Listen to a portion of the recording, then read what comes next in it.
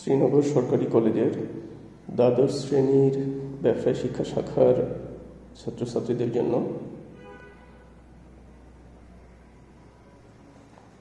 উৎপাদন ব্যবস্থাপনা ও বিপণন বিষয়ের দ্বিতীয় পত্র এর সপ্তম অধ্যায় পাইকারি ও খুচরা ব্যবসা সম্পর্কে আলোচনা করছিলাম। বিগত ক্লাসটিতে আমরা পাইকারি ব্যবসার সংজ্ঞা, পাইকারি ব্যবসার বৈশিষ্ট্য সম্পর্কে বিস্তারিত আলোচনা করেছি। আজকে আমরা আলোচনা করতে চাই বিভিন্ন ধরনের পাইকারি ব্যবসায়ের শ্রেণীবিভাগের উল্লেখযোগ্য কিছু অংশ নিয়ে।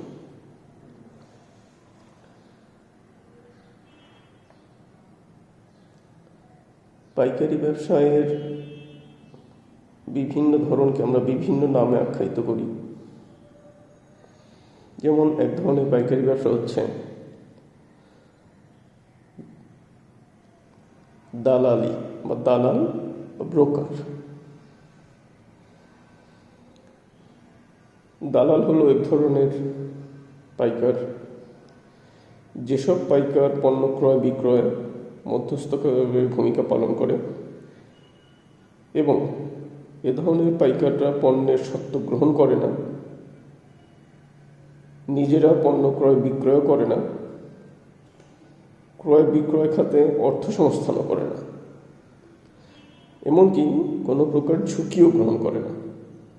তবে পক্ষগুলোর কাছ থেকে দালালি গ্রহণ করে। ক্রেতা যদি পণ্যটি সম্পর্কে সন্তুষ্ট থাকে তবে দালাল ক্রেতা বিক্রেতাকে একত্রিত করে ক্রয় বিক্রয় কার্য সম্পাদন করে। এখানে উল্লেখ্য যে ক্রয় বিক্রয় চুক্তি ক্রেতা বিক্রেতার মধ্যেই সম্পাদিত হয়, সেখানে দালাল কোনো পক্ষ হিসাবে থাকে না।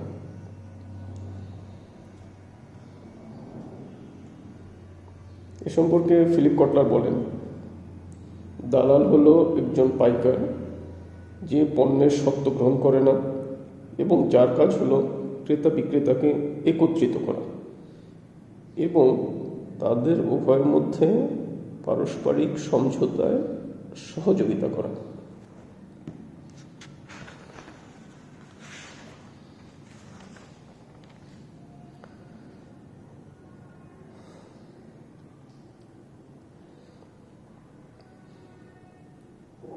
উপরোক্ত আলোচনা থেকে পাইকার কারবার সম্পর্কে আমরা যে ধারণা পাই তা হচ্ছে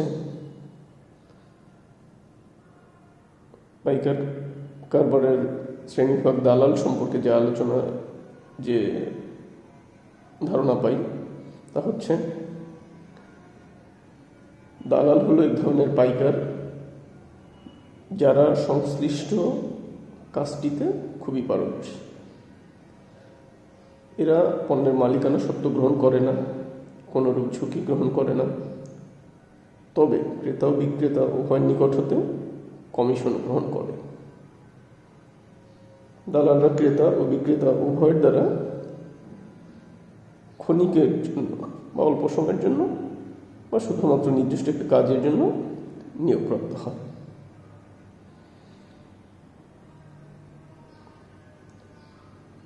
দ্বিতীয় ধরনের পাইকার বিক্রয় প্রতিনিধি বা সেলিং এজেন্ট। বিক্রয় প্রতিনিধি হলো এক ধরনের পাইকার যারা স্বাধীন মধ্যস্থ ব্যবসায়ী হিসাবে উৎপাদকের পণ্য বিক্রয়ের দায়িত্ব গ্রহণ করে। যেমন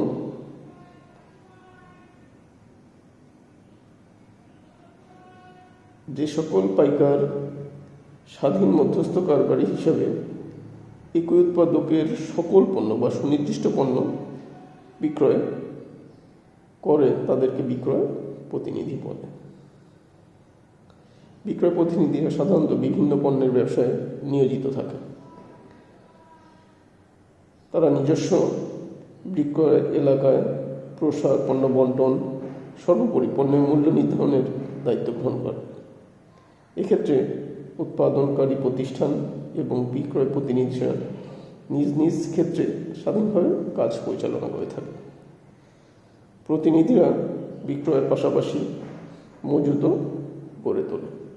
সাধারণত গৃহস্থালী পণ্য, পোশাক, খাদ্য ইত্যাদি পণ্যের ব্যবসায় এ ধরনের পাইকার লক্ষ্য করা যায়।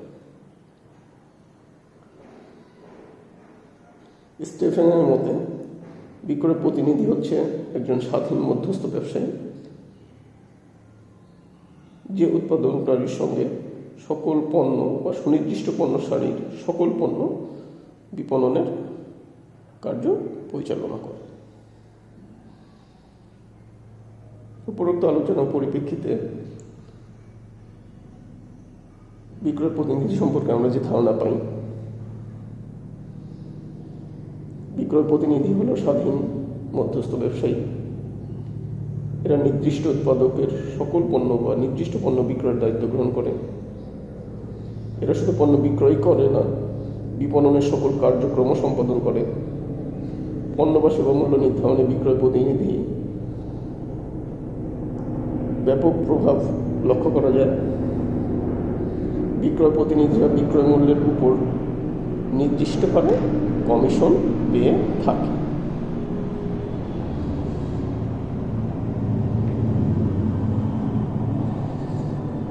তৃতীয় ধরনের পাইকার ব্যবসা হচ্ছে উৎপাদনকারীর প্রতিনিধি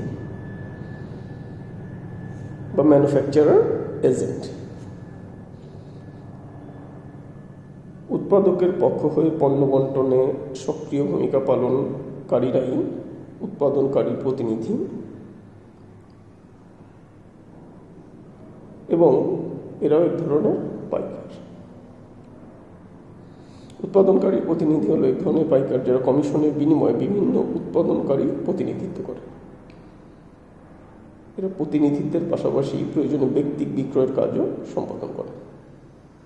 তাই সাধারণভাবে বলা যায়, যেসব পাইকার কমিশনের বিনিময়ে বিভিন্ন উৎপাদকের প্রতিনিধিত্ব করে এবং প্রয়োজনে ব্যক্তিক বিক্রয় কার্য সম্পাদন করে, তাদেরকেই উৎপাদনকারীর প্রতিনিধি বা ম্যানুফ্যাকচারার এজেন্ট বলা হয়।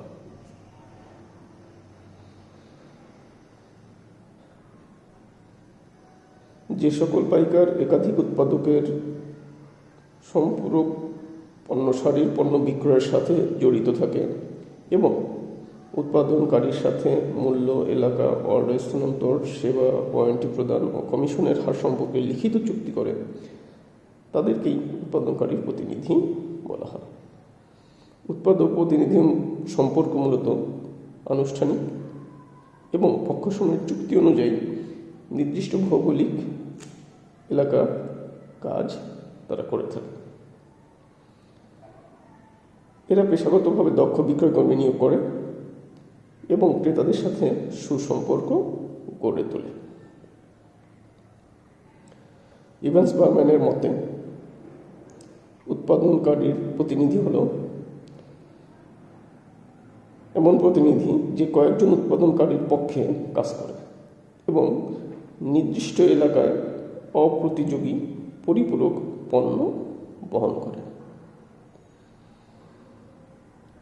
উপরোক্ত আলোচনা হতে আমরা উৎপাদনকারী প্রতিনিধি সম্পর্কে যে ধারণা পাই তা হল,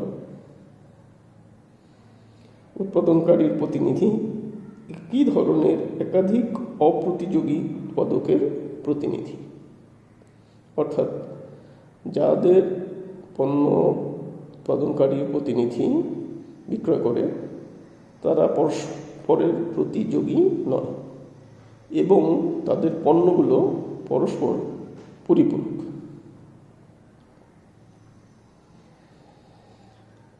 এরূপ প্রতিনিধি বিক্রয়ের উপর কমিশন প্রাপ্ত হয়। উৎপাদনকারীর প্রতিনিধি নির্দিষ্ট এলাকার অপ্রতিযোগী ও পরিপূরক পণ্য বহনও করে। উৎপাদনকারীর সাথে মূল্য, এলাকা, অর্ডার স্থানান্তর, সেবা, ওয়ারেন্টি প্রদান ও কমিশনের হার সম্পর্কে লিখিত চুক্তি করে। এ ধরনের প্রতিষ্ঠানগুলো সাধারণত ছোট হয় এবং কর্মীর সংখ্যাও কম হয়।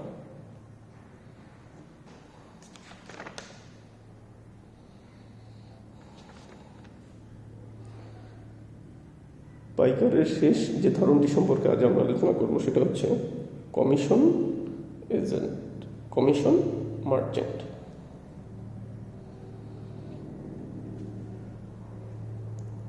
স্থানীয় পর্যায়ে পণ্য সংগ্রহ করে কেন্দ্রে যোগানের ব্যবস্থাকারীরাই কমিশন এজেন্ট। কমিশন ব্যবসায়ীগণ হল মধ্যস্থ কারবারির একটি গুরুত্বপূর্ণ ধরন। এরা তাদের নির্দিষ্ট স্থানীয় বাজার থেকে পণ্য সংগ্রহ করে এবং সে পণ্য কেন্দ্রীয় বাজারে সরবরাহ করে। যেসব স্বাধীন পাইকারি ব্যবসায় স্থানীয় বাজার থেকে পণ্য সংগ্রহ করে চুক্তি অনুযায়ী কমিশনের ভিত্তিতে কেন্দ্রীয় বাজারে পণ্য সরবরাহ করে তাদেরকে কমিশন মার্চেন্ট বা কমিশন ভিত্তিক ব্যবসায়ী বলা হয়। সাধারণত কৃষি পণ্য বিপণনের ক্ষেত্রে এ ধরনের পাইকার লক্ষ্য করা যায়।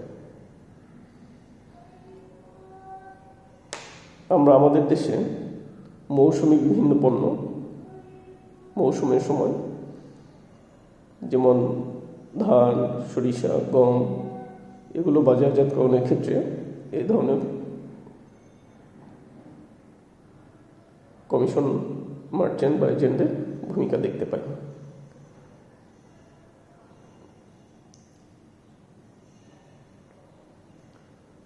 এরা বাজার পরিস্থিতি অনুযায়ী পণ্যের মূল্য ও বিক্রয় শর্তাবলী নির্ধারণ করে। এদের মূল কাজ হচ্ছে পণ্য পরিবহন ও সরবরাহের ব্যবস্থা করা।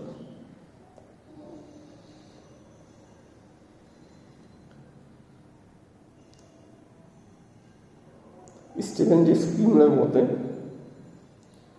কমিশন মার্চেন্ট হল একজন প্রতিনিধি যিনি স্থানীয় বিক্রেতার নিকট থেকে পণ্যের চালান গ্রহণ করে এবং বৃহৎ কেন্দ্রীয় বাজারে বিক্রয়ের ব্যবস্থা করে।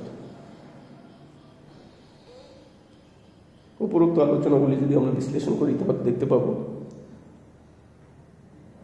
কমিশন মার্চেন্টের নির্দিষ্ট কিছু বৈশিষ্ট্য আছে। যেমন কমিশন মার্চেন্ট হলো এক ধরনের মধ্যস্থ কারবারি। এই ধরনের ব্যবসায়ীর মূল কাজ হলো স্থানীয় বাজার থেকে পণ্য সংগ্রহ করে কেন্দ্রীয় বাজারে বিক্রয় করা। এরূপ কাজের জন্য কমিশন মার্চেন্ট নির্দিষ্ট হারে কমিশন পেয়ে থাকে। তবে এক্ষেত্রে এরা পণ্যের মালিকানা সত্ত্ব গ্রহণ করে না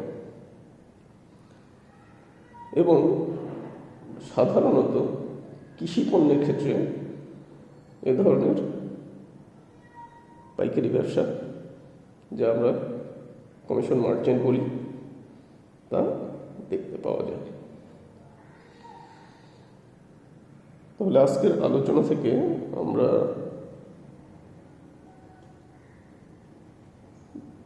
ভিন্ন ধরনের বিশিষ্ট কিছু পাইকারি ব্যবসা সম্পর্কে জানতে পারলাম।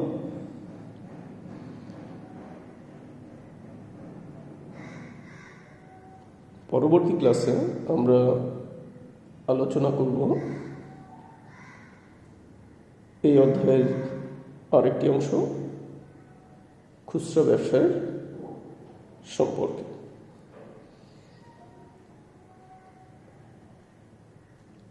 সকলকে ধন্যবাদ জানিয়ে আজকের ক্লাস এখানেই শেষ করছি।